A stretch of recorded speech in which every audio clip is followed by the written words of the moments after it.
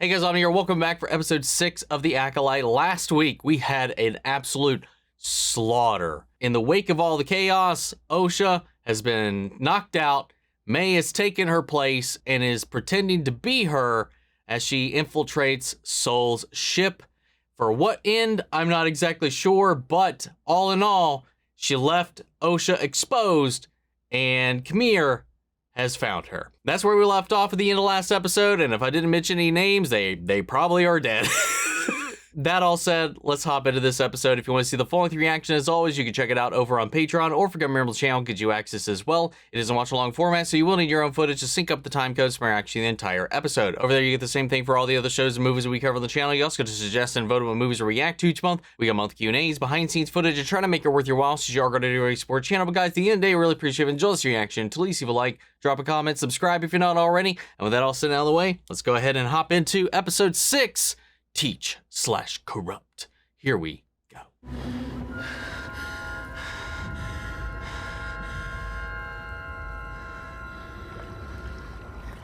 Oh, whoa. Not gonna lie, this is kind of a quaint little hideout. Indoor tub and everything. Oh, what? What in the world was that?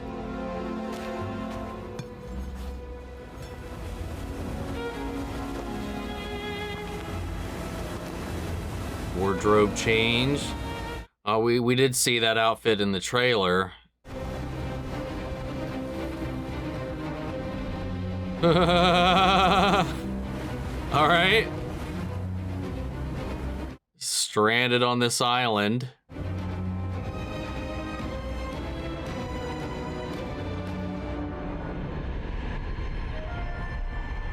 What a fun situation to wake up to. Unknown planet. What are these little elephant ball skin sack looking things?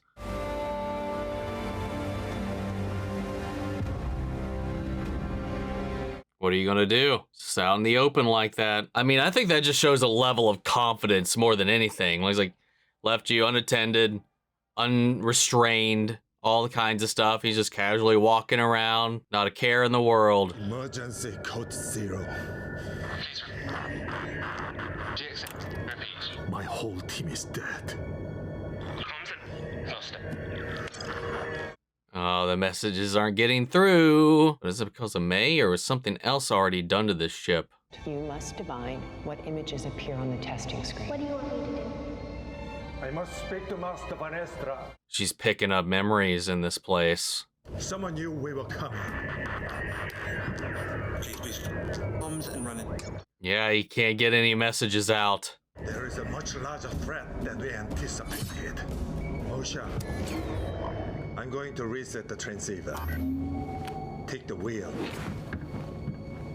I'm doing a perfect opportunity, or he's gaming her.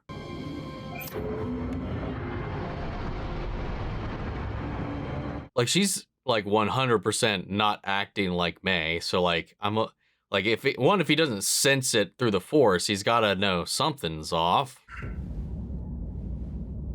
Then again, he is completely emotionally wrecked right now. Yeah. He might not just be thinking straight at all right now, which would be understandable given this situation. Everything he just lost, everyone he just lost.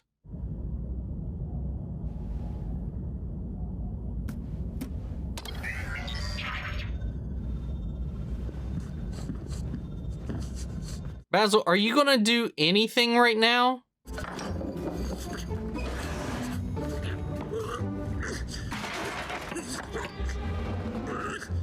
What are you doing, dude?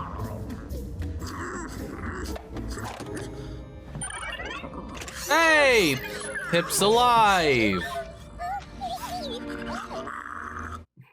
God, I hate that thing's face.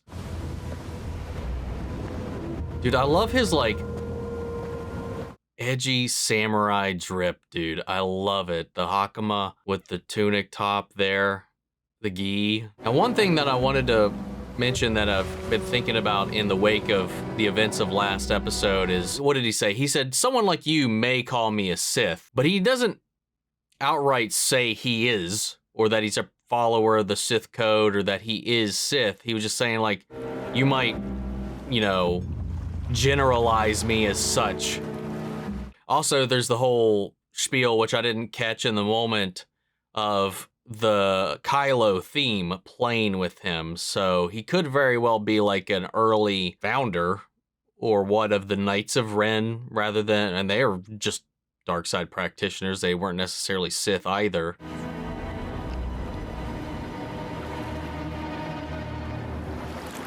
How does it feel?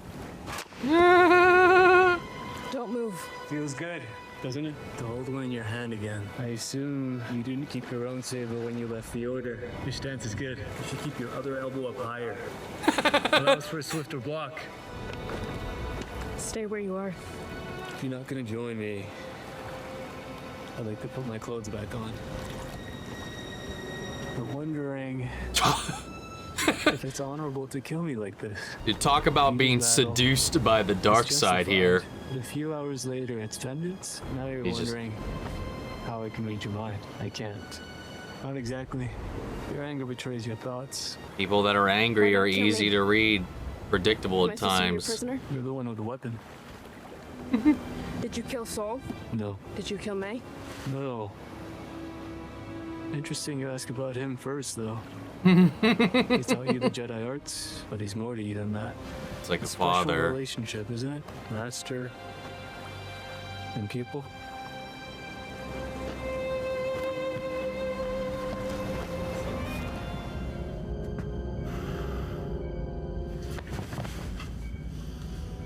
You saved us, Osha. You saved me. That man, he corrupted your sister. He pushed me to a place I'm sorry. It's time to make things right. It's time for me to face the High Council. To tell them everything. Everything? Like, her body language, her mannerisms, everything is just so off, but he can't piece it together. When they talk about the dark side clouding the Jedi, it definitely does. Also doesn't help that he's been struggling with his own dark side in the wake of all of this. Like, there's absolutely nothing about the way she's acting that is like Osha right now. My colleagues in the expansion region will vote in favor of an external review of the Order. A review should not be cause for alarm. The Jedi are always transparent with the Senate. This is a case of an ambitious senator grasping for power. Apologies, Senator. I must go. What is it, Mog? We received a distress call from Master Sol. Apparently he's on a mission in the Outer Rim. What did he say? There were casualties. Who? The connection was faulty, but it sounded like the entire team.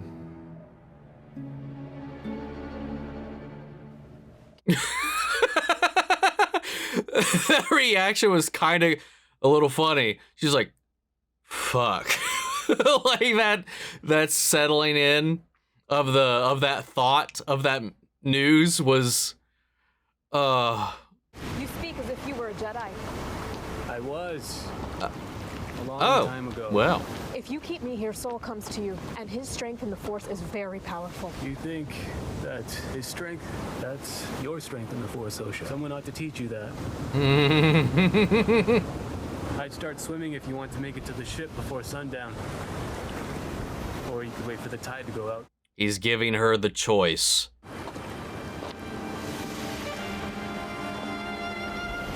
Like he's, you know, like we were talking about last episode a little bit, is like there's like this underlying theme of choice. Or I think we talked about it. Either we talked about it in the last episode or we talked about it on the live stream over the weekend. But choice was a heavy theme of this show so far. And that's all he cares about, is people being free to do what they want to do. Not being restricted from practicing the Force the way they would want to practice it, not restricting who they are because of what they are expected to do with it or how they're expected to act. What are you? Hey. What was that? Okay. What? What was that?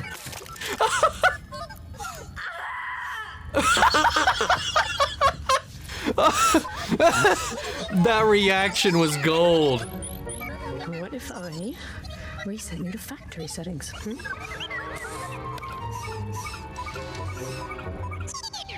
Aww. No. Wow, that's rude. All right. Basil went doing their own little war dance before attacking her leg like that, man. What did Basil make off with after that, What did you though? mean by strength in the Force? Exactly that. If you are a Jedi, you know it's something you must exercise. Without training, it fades. And that's what they told you. The Jedi teach there's only one way to access the Force. And if you don't do it their way, it fades. But there is another way. Below the surface of consciousness are powerful emotions. Anger, fear, loss, desire. That's the path to the dark side. Semantics. You murdered my friends. I killed those who threatened my existence. You killed Yord. A man who didn't hesitate to turn you in for a crime you didn't commit. You killed Jecki. And where did you think that was going to go? You would have had the same relationship with her that you have with your master. One-sided. Why do you love people who can only go so far, who can't go as deep as you can? I'm not my sister. I'm not that easily corrupted. Dude, Qimir, like, his energy, I absolutely love it. You stayed here to do something. Do it. Give him the rush. A Jedi doesn't attack the unarmed. Why do you still think of yourself as a Jedi? What you're feeling right now, this anger, this pain, this is who you are. The Jedi saw it, and that's why they threw you away. They didn't throw me away. Then why aren't you a Jedi? Why aren't you a Jedi, Osha? Because I failed!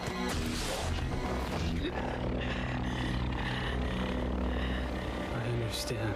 I lost everything. But when you lose everything, that's when you're finally free. Have you heard from Master Soul? No, but our team is ready and we depart in 20. Are you joining us on the mission, Master? I am. It's just you get nauseous when you travel through hyperspace. I don't get sick. I find it unsettling. But Master, I'm sure that these casualties are due to the planet's uncharted environment. You I don't need to handle this personally. Because of the pressure from the Senate and all these other things, the Council, she doesn't want this bleeding out any further or getting any other eyes on what's happening here. Like, even the way she walks is completely different. How could I not have sensed that villain's true intentions when we first met him on Olega? Funny about that. The dark side. Funny little thing that is, a little trickster. Little tricky little guy. That dark side. It can cloud your mind. You see what you want to see. He fooled us all.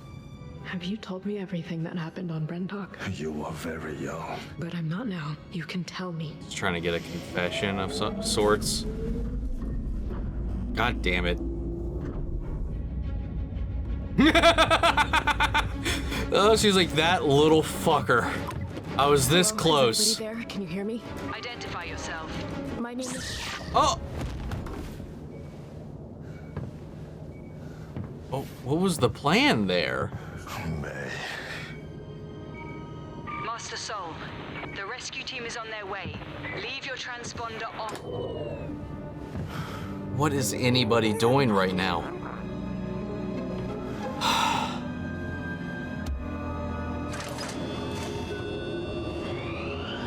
Oh, where are we going?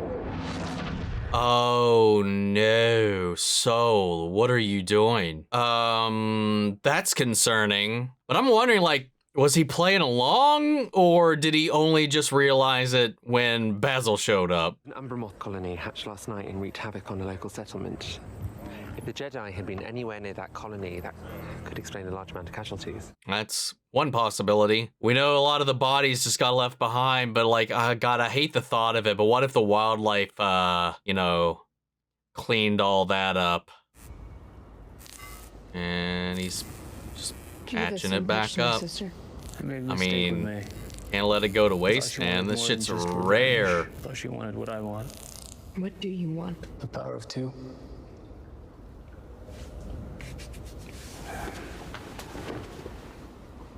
Where'd you get that scar? How do you think I got it? Looks like someone stabbed you in the back. Someone who threw me away. Your Jedi Master?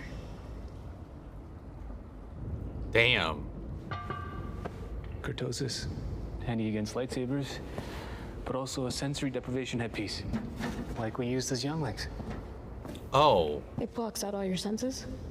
So it's just you and the Force. That makes that even more badass. So that means he couldn't see, hear, or nothing during that entire fight until it came off. Holy shit. I like how they are accentuating how brittle it is though, because he has to keep repairing it, stitching it back together. You can see the wear and tear all over it. Because the thing about Cortosis is it's,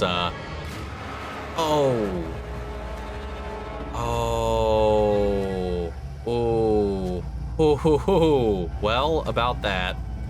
Well, there's lightsaber. Oh, are they gonna think Soul did it? I mean, he ran. It might look like he did. I don't know. God damn, man, these bodies. And all she can hear is the lightsaber strikes. But, yeah, because Cortosis is great. Oh, no, he did hear that. Or her twin. They must have survived somehow. What happened here? It's brittle. Like, it's great at deflecting lightsabers and all that, you know, but it's extremely, extremely brittle. Skills erratic. His sole aim was to leave no survivors. The whip. The whip. There it is. They were all killed by a lightsaber. What does that tell you? A powerful Jedi has fallen. You don't think Master Soul was responsible? That is quite the accusation. Who else would possess the power to slay such a strong group? Something to tip the scales. But if he did this, why would he send us a distress signal? It's time to get back to the ship. We should prepare these bodies for burial. I have no intention of harming you, May. And let me go. I will. We have a lot to do. We need to find your master. We need to save Osha. But first, you and I are going to talk. I've had 16 years. Think about what I would say to you if I ever got the opportunity. So you're going to listen.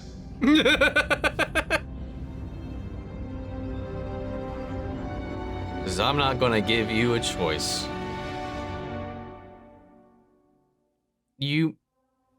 Okay. I was like, if I see blue letters, I'm gonna fucking scream. But how long are we gonna have to wait before we actually find out the fuck happened? It's probably gonna be the next episode, the penultimate.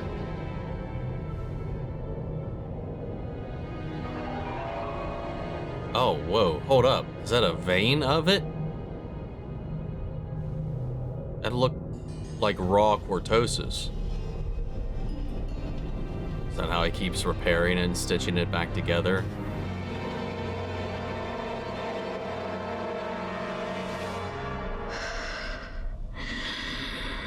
I mean, you can see a wee bit.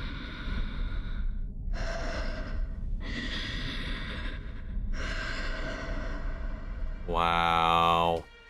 Oh boy, oh boy, oh boy. Was she tempted? Tempted.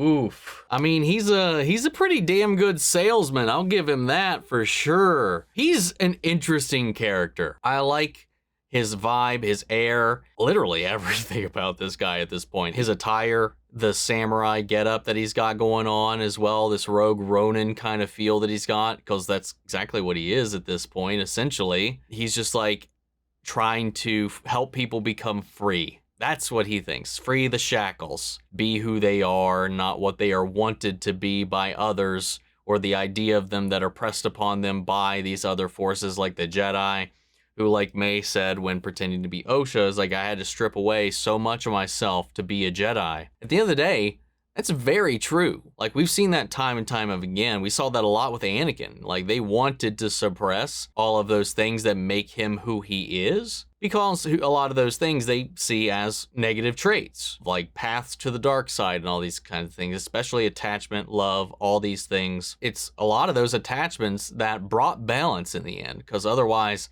things wouldn't have played out the way they did. You know, it's a really interesting philosophical conversation that we're having throughout this, especially as he's like, I thought May wanted the same thing, but she only was using me to get her own revenge. You know, he wanted a genuine practitioner of what he had to preach and teach.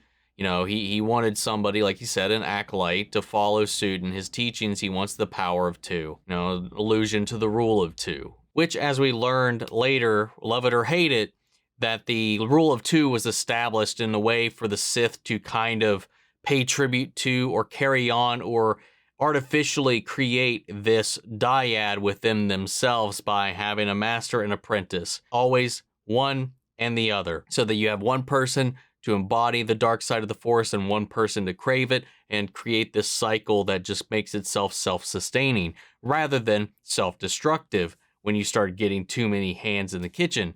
So it gets a little messy once you start kind of getting that, because that was one of the major downfalls of them as a group in the past, was that, you know, when everybody's vying for power, it just becomes basically a civil war. When you have it focused in on two people, you're honing that energy between only the two of you. And it's so much easier for two to stay hidden than an entire order of them. Unless you have a secret planet locked away where all of your little cultists can go hang out and hide and have some sick little rave parties in the lightning. But I don't know if that's necessarily what he's after in this, because it seems like he's genuinely after the relationship of a master and a pupil. You know, someone to pass on his teachings to, because by himself, there's no sustainability, there's no legacy. So he's wanting someone to follow and believe and not just be in it for what he might deem as like a superficial reason or a material reason, something that, you know, like with May, who only joined up to get what she wanted out of it, didn't really care at all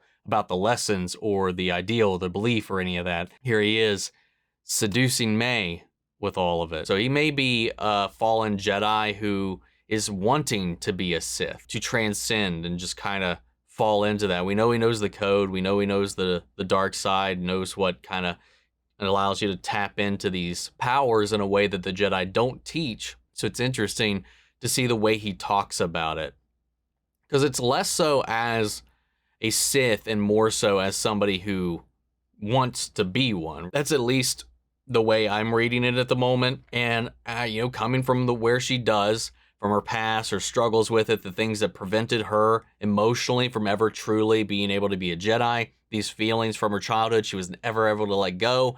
Like, it's starting to feel like what this guy is selling might be a little more for her. A way that she's not suppressed, the way she can practice the Force in a way that allows her to not have to cut off herself from any of these feelings, because she can't. And it's because of those feelings and because of what they were teaching at the Jedi Order that she felt like she couldn't be a Jedi.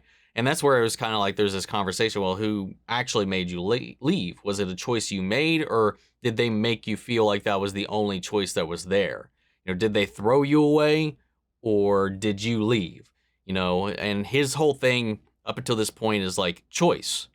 He wants the freedom to act as he wants, to do as he wants, to practice as he wants. And under the rule of the Jedi, they can't do that. We saw the way they treated the witches. You know, I'm glad they threw that line in there about how emotions and the dark side and all these kinds of things can kind of cloud your mind, because that's all that's been happening. And like, I kind of feel like I do need to give Soul the benefit of the doubt, because, and like I mentioned in the reaction, literally so many people just died under his charge. His Padawan, Yord as well, and a bunch of other people that he led into this battle.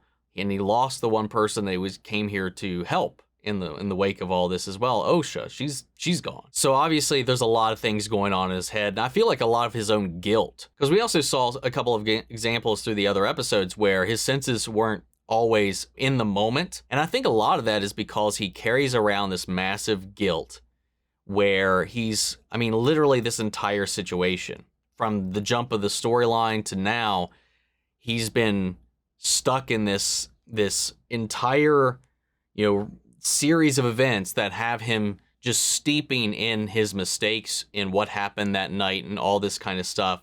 And even in that fight with Qimir, he was like, you know, I harnessed my dark side. What have you chosen to do with it? You know, like acknowledging that you know, he's got those feelings in there. And even the way that he's talking to May, he's like, oh, I've had 16 years to think about what I wanted to say to you. Because that whole scene, like when she wakes up and he's talking to her like that, he's like, you're going to listen to what I have to say.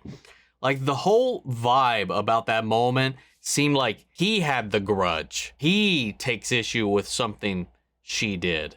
So I'm wondering if, like, because obviously our instinct throughout this whole thing was that, you know, the Jedi must have done something horrific or whatever. And again, everything in Star Wars is point of view, you know, so who knows? So like, I'm wondering if somehow whatever happened was provoked by May, regardless of what the end result was.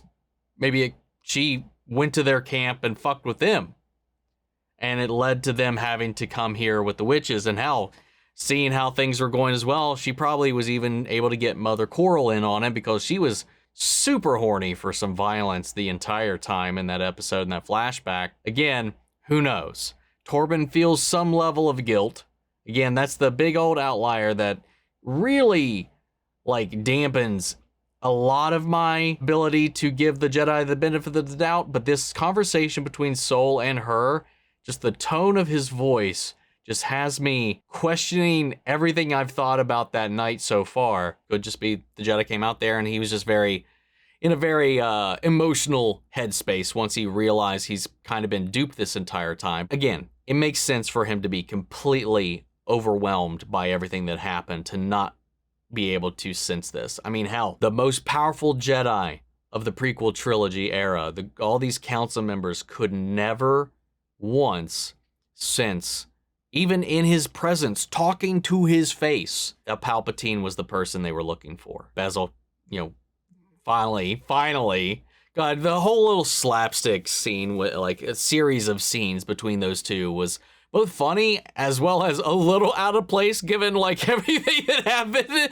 and the things that we are still currently dealing with. But it did get the reaction of that oil being sprayed in her eyes was great. That was a god tier reaction to that. That scream was awesome. But now she's strapped down. He was like, I got some words I want to share with you, little girl. So he peaced out too, though. He left Kofar after sending that beacon out. Now he knows that he's got May.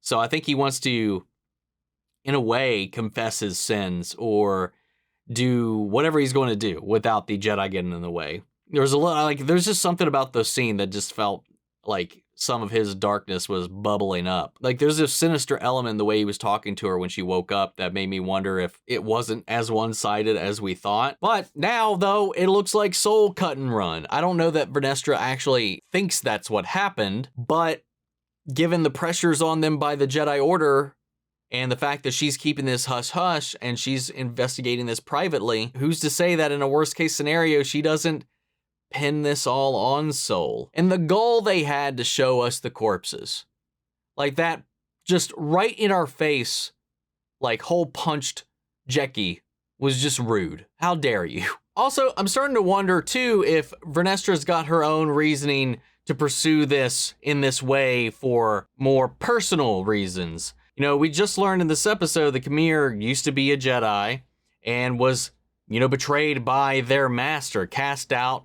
And that scar doesn't exactly look like, you know, a vertical, horizontal slash or anything like that. It's a little crooked, it's a little misshapen. It could be like a whip strike. And do you guys think that maybe they're teeing up for Vernestra to be the master that did this to him? Because that would give her even more reason to cover this up. Coming back to Qimir and all that, he's like, hey man, you know, on this island, he's like, hey, you can leave. I left you the weapon. I left you everything. I'm vulnerable. Whatever you do from this point on is your choice. While he's shown that without a lightsaber, he can just take out a full-on Jedi regardless. So as much as he's wanting it to seem like she's got all the power, even if, you know, he wanted to take her down hand-to-hand wise with a lightsaber in her hand, I'm more than confident he could drop her at any moment. But that's not what this exercise is about. He wants her to feel like she's in control. He wants her to feel like she's got a choice in the matter. And that's what he's given her. He's like, hey, while you have the opportunity,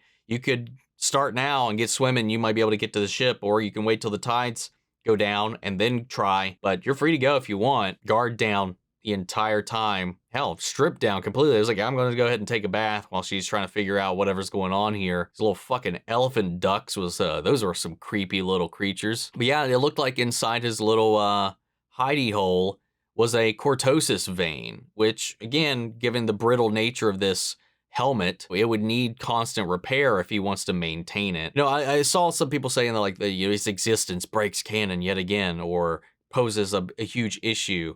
I mean, it's extremely rare, like it's extremely brittle. Like it's just because it in brief moments it can work. Logistics that it takes to make it a consistently viable resource is ridiculous. Like his bracer got eliminated in that fight. The helmet broke apart and he picked up the pieces and he's putting it back together. But even his little gauntlet that he had, that got hit and was shattered. It was almost like a 1 or 2 time use. I can't remember exactly how many times he used it, but by the end of the fight, he didn't have it anymore. And if he did still have it, I don't remember seeing it. Like you couldn't just outfit an entire army with it, and even if you could, like it would just work for like one fight, And we only have this one little thing here with this unknown planet where he found this vein. Convenient as it may be, it keeps it isolated within his bounds, within his use. It's not something that can be manufactured. And even like the Beskar argument,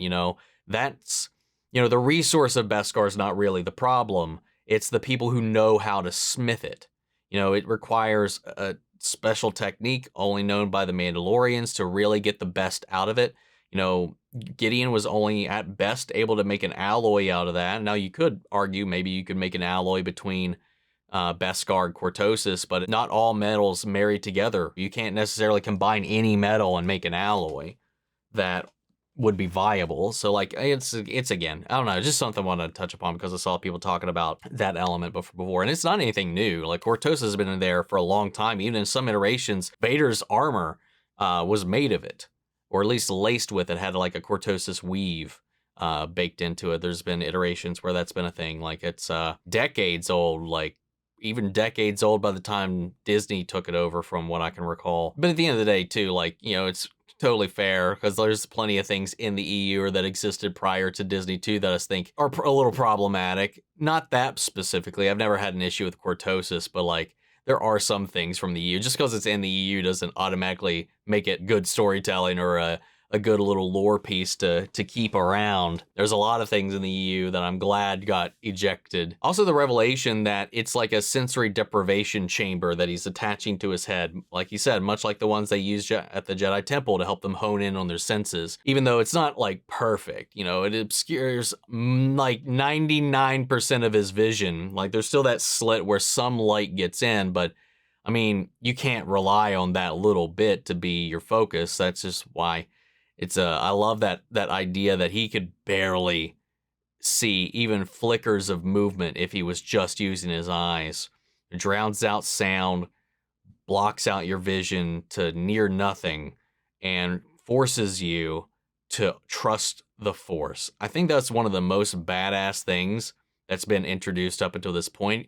It also, again, like I saw some interviews with Leslye Headland talking about how one of her inspirations for this character was through Traya, and she was blind. She used purely the Force to interact and to fight. And I like that kind of echoing here. He's doing it forcibly by himself. He's not physically blind, but to strengthen his connection to the Force, that's why he wears the helmet. Also, it's an intimidation factor. And I also saw another interview that I thought was really fascinating, the way they decided to design his character, because I think like in the writer's room or something like that, she had mentioned like people were trying to be like, oh, we got to put him in armor or something like that. What was it? It was a comment she said. She was like talking about how like he wouldn't need to wear armor. It's like, why wear armor when you're not going to get hit? I think she even compared it to Elden Ring. It's like the crazy motherfuckers you see running around and playing Elden Ring and stuff like that. The ones wrecking all these bosses. They're the guys that don't get hit and they're wearing next to nothing. Like it gave me like a combination of Nihilus and Traya. Like in the way that his design kind of comes together. Like he legitimately seems like this ghost that appears and you're just done once you've seen him. And then at the end of the episode, she's a little tempted and she tries on the helmet. I would too. It's a badass fucking helmet. Anyway, guys, want to know what you all think. Sound off the comments. Let me know your thoughts down below. We'll carry on the conversation after the video. Hope you enjoyed the reaction. If you did, leave a like, drop a comment, subscribe if you're not already. Remember, if you want to see the full length reaction, as always, you can check it out over on Patreon, or if you come to the channel, get you access as well. Speaking of before you go, want to shout out our channel legends. And to share your course, Scott, Melita, Robert Anguiano, Jeffrey L, Jake Contrell, Eric Official, Casey Wood, and Russell Crockett. Thank you guys so much for continued support. But that's it for this video, guys. I'll see you all in the next one. But until then, may the force be with you always. Take care, everybody.